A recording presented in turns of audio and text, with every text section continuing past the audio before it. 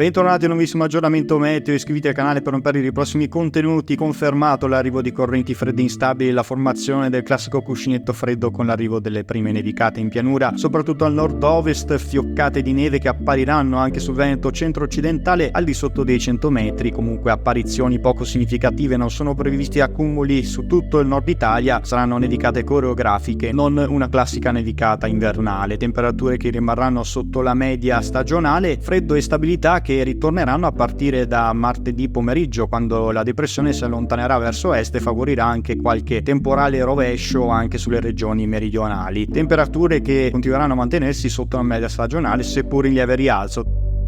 Da questa grafica possiamo notare come la giornata di domenica è trascorsa all'insegna di bel tempo, tra qualche velatura serale, ma ecco l'arrivo delle precipitazioni che assumeranno carattere nevoso a partire dal pomeriggio dai settori occidentali. La formazione del cuscinetto e quindi le temperature molto fredde e bassi strati tra lo 0 e i 3 gradi sul nord-ovest favoriranno delle prime fioccate di neve dal pomeriggio, che potranno estendersi anche verso i settori occidentali del Veneto e sull'Emilia Romagna. Qui comunque avremo delle piovigini date le temperature più elevate rispetto al cuscinetto, che sarà più solido sul nord-ovest, sulla Liguria, con nevicate che andranno intensificandosi poi dalla serata, soprattutto sulla Liguria, poi sul basso Piemonte e bassa Lombardia, in estensione poi verso nord-est anche sul Veneto durante la nottata di martedì. Notiamo infatti quando la nottata di martedì arriverà il clou del maltempo,